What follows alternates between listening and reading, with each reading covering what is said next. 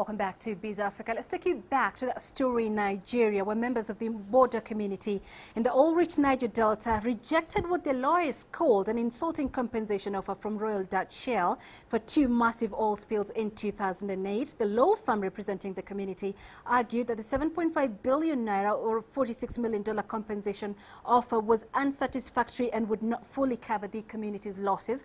Well, we now have Mariam Bemad joining us live from London for more insight. Mariam, thanks very much for joining us. So the court had agreed with Shell that the oil spills were as a result of sabotage and not due to poor maintenance of the facilities. Will this risk deter other firms from working in the Niger Delta? You know, we're certainly seeing oil firms selling off blocks mostly because of theft. We could see others shy away from Niger Delta, which accounts for about 250,000 barrels per day. The region continues to struggle with criminal gangs tapping crude from pipelines for local refining. And Shell itself actually says that it lost about $700 million from theft recently.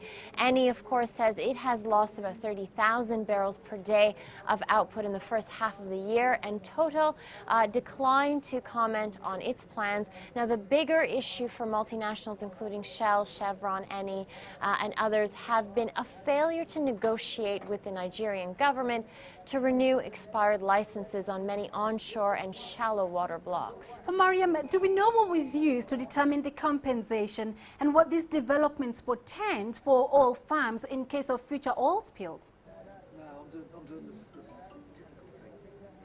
Well, experts that we spoke with said that the investigators involved spent days testing the contaminated areas, studying medical documents of side effects to the people and livestock and environmental damage to the fishing community. Now, back in October of last year, Shell lawyers had said that the company has played its part in cleaning up the Delta, but now the United Nations is actually saying, or recommending that is, the oil industry and Nigeria's government should set up a fund with an initial injection of about $1 billion US to begin what could be a 30-year cleanup and restoration project. And finally, Mariam, is this lawsuit against Shell likely to affect its performance overall this year? Absolutely. You know, Shell already reported a drop in second quarterly earnings, down about $1 billion since last year. In June, Shell announced possible further sale assets in the region. It has already sold 8 Niger Delta licenses for a total of $1.8 billion US since 2010. Now, some analysts that we spoke with are concerned about Shell's long-term earnings ability. In fact, the expectation is that the company will only have modest earning growth for the rest of this year and probably into next year. All right, let's leave it there, Mariam, for now. Thanks very much for joining us, Mariam Bemad, live for us in London. Now, we return to Kenya, where the government has announced plans to target high-growth sectors to rebalance and strengthen its strong economic performance to date. And like most developing countries across the world, Kenya's economy has rebounded since the global economic slowdown was supported by strong reforms and a favorable environment for doing business. That was the commentary coming out of the opening of a high-level conference on Tuesday, focusing on Kenya's economic outlook. Under the theme, Ready for Takeoff, the meeting outlined the country's economic successes, prospects and challenges experienced so far. Speaking at the event, President Uhuru Kenyatta noted that Kenya will build more on its strengths and also look into ways of targeting high-growth sectors like agriculture and tourism. We aim to strengthen and rebalance the economy by building on all our strengths in traditional sectors while also growing new sectors. That is why we are presently engaged in discourse over agriculture, tourism, while at the same time pursuing manufacturing and telecommunications. We want to make Kenya Africa's gateway, manufacturing and technology hub, and a home to millions of entrepreneurs. Kenya has stayed the course of economic reforms with good results. Inflation has been tamed. Economic growth has maintained a good pace despite the less than favorable global economic environment. International reserves are on the rise and the public debt profile has improved. Financial inclusion is advancing rapidly, giving millions of people a stake in the economy. Foreign investment flows has risen and boosted the stock market. Nairobi-based Pan-African Housing and Urban Development Financial Shelter Afrique has turned to Kenyan capital markets for more funding as the country struggles with a huge housing deficit. The company issued a 3.5 billion shilling or $41.2 million 5-year bond last week with a green shoe option of 1.5 billion shillings or $17.6 million in the event of an oversubscription.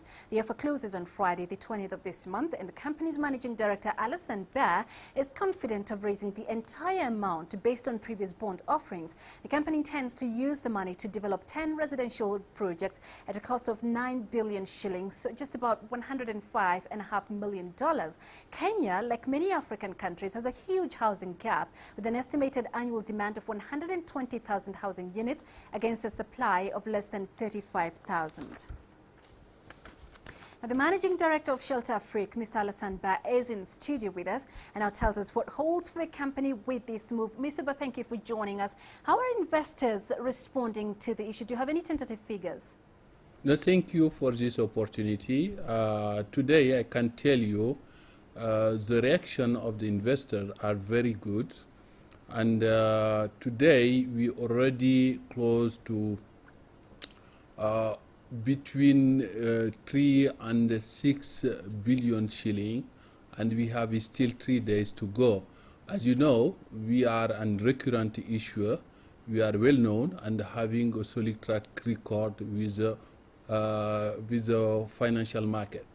Now, Mr. Ba, ratings agency Moody's assigned your firm a credit rating of BA1 credit, citing the quality of your assets as it's undoing. Do you think this is likely to affect the performance of the issue? No, I can tell you this will not affect the performance of the issuance. Let me just comment on this report. First, this rating BA1 is a good rating for Shelter Afrique, and I can tell you the rating is stable over the last 3 years, and this rating is better for all our sovereign shareholders. Secondly, this rating, this report mentioned very positive thing concerning our level of the capitalization, the liquidity, and the low leverage. Yes, they mentioned about the non-performing loan, which is real, and we have many loans starting from 2004 being in our book. But more importantly is we are taking actions to clear all our books to make sure at the end of the year we end up with one single-digit non-performing loan.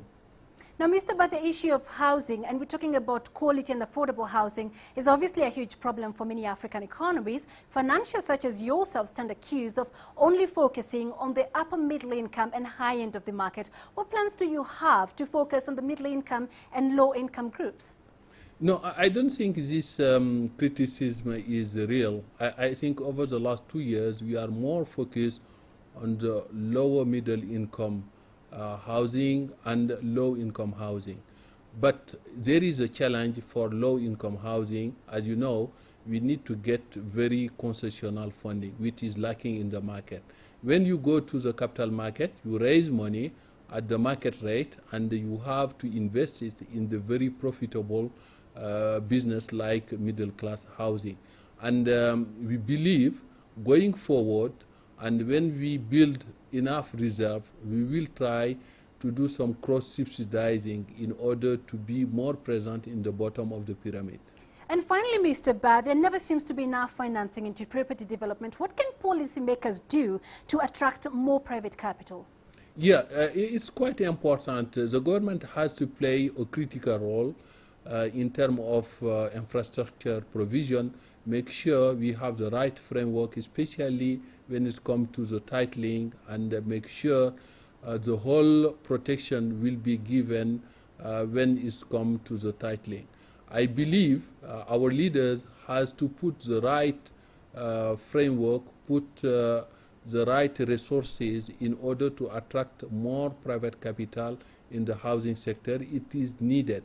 I think the many African governments are leading the way. We expect the others will follow in order to improve the provision of affordable housing. All right, Mr. Ba, we've got to leave it there for now. We appreciate you speaking to us here on BizAfrica. Thank you, Alassane Ba, the Managing Director of Shelter Afrique, talking to us. Now, Kenya and China will start working on ways to reduce the trade imbalance between the two countries, even as they step up trade missions to enhance economic and trade cooperation. One such trade mission is currently underway in Nairobi under the stewardship of the China Shippers Association and the Chinese Ministry of Science and Technology. The Kenya Chamber of Commerce will spearhead the drive by providing facilitation and advisory services. CCTV's Peter Wakaba tells us more. The Kenyan Chamber of Commerce, the Chinese Ministry of Science and Technology and the China Shippers Council cut a ribbon to symbolize the opening of doors to trade and economic linkages to both Kenyan and Chinese businessmen at the China High-Tech and Innovation Exhibition in Nairobi. The exhibition aims to link Chinese manufacturers with Kenyan traders. Buyers got the chance to see what was on offer, while manufacturers welcomed the opportunity to engage with customers and get feedback on products and services. The China Shippers Association, the Chinese Ministry of Science and Technology, and the Kenyan National Chamber of Commerce and Industry all welcomed the opportunity to bring Kenyan and Chinese businessmen together. Today, over 40 Chinese high-tech companies from provinces of Guangdong, Jiangsu, Anhui, Hebei, Heilongjiang, etc., bring high-technology products like mechanical and electronic products, medical equipment, environmental friendly and new energy products to participate in the exhibition and promote the bilateral economic and trade cooperation in the high-tech sector. The event is an opportunity to further promote economic and trade development, especially in the field of high-end technology between Kenya and China, with many of the traders present keen to sell machinery for use in manufacturing and other economic activity. 通过此次展览展示活动，我们希望能与肯尼亚同行一起。 We wish to establish a platform for communication through this exhibition so that we can push the Kenya-China foreign trade to a new level.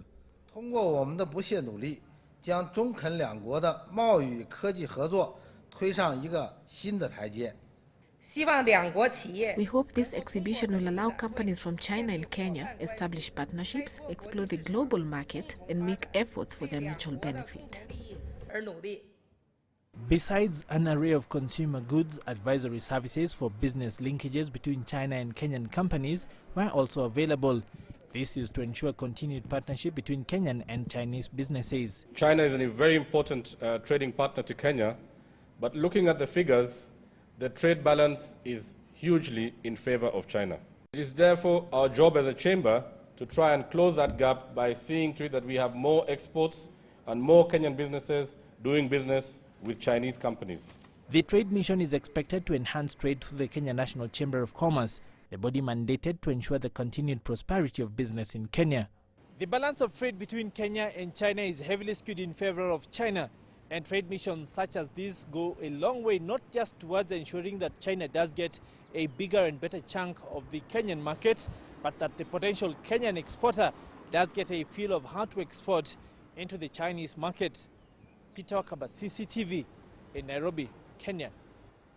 Now, women's rights activists in Uganda are calling for better representation of women in science and technology. But as CCTV's Isabel Nakiri now reports, while women have tended to favor the arts, more and more women are taking the challenge of the sciences and finding success. Card games in Uganda are not often thought of as a profession, but one Ugandan woman is earning a living from them, inventing a card game application for Android and Windows phones. She named it Matatu, the Ugandan name for card games. The first time Matatu was in the Play Store, it was all just an experiment. Can we get local games and try to replicate the same idea and put it on digital? And we had about 2,000 downloads during the time, which was very impressive because we had not done any advertising. The Matatu game is growing in popularity, and this fan says it reminds her of her childhood. It's also become a popular way for big corporations to advertise. It was one of my favorite games when I was growing up. I used to play it with my cousins a lot, and I was glad that I could still play it even if I wasn't physically with my friends or my family, but I could still play it on the phone. The government is trying to raise the numbers of young women who go to university, but those that do tend to avoid the sciences. The way the society is changing, technology and all, you have to be able to work with all this change. And yeah, with that kind of passion and attitude, I've been able to work with it. And IT specialists say more women need to be empowered and encouraged into these fields. Birungi says she is inspired by women such as the Chief Operating Officer of Facebook, Sheryl Sandberg, and Marissa Mayer, the president of Yahoo. But if more Ugandan women are to make their marks in this field, campaigners say much more needs to be done to ensure it does not remain a men-only industry. Isabel Nakiria, CCTV, Kampala. Now, hotel executives who will be participating in the upcoming Africa Hotel Investment Forum here in Nairobi have taken to Twitter to say what they consider to be the keys to success in doing business in Africa. Now, their comments were provoked by a question from the forum's organizer, Jonathan Worsley, who questioned an apparent perception that doing business in Africa is high risk. So Neil George, Senior Vice President for Middle East and Africa for Starwood Hotels and Resorts Worldwide, said, quote, patience, patience, patience. Nowhere is it more rewarded than in Africa. Then Alex Kyriakidis, President and Managing Director in charge of Middle East and Africa for the Marriott Hotel, said, quote, our secret is to focus on the right partners who can source financing and stay focused on developing the hotel to opening. Now, Leon Park, the principal of the Grand Thornton in Johannesburg, said, it's about who you know and what you know. The 4 P's to consider when doing business in Africa are population, place, partners, and patience. And finally, Human Ehsani, the director of the Tribe Hotel here in Kenya, said, never underestimate the power of a local brand. In business, as in sports, Kenyans know they can compete on a global level and win. Right, so let's take a look now at how those markets performed today, the second day of trading as always. Taking a look first at the Nigeria All-Share Index, which ended the day in the red with 0.03%. Going to the GSE All-Share Index in the red as well, 0.35%. The Nairobi Securities Exchange in the red as well with 0.11%. And finally, the EGX ending the day as well in the red with 0.12%. Thanks for watching BizAfrica. I'm Penina Karibe. Back to you, Beatrice.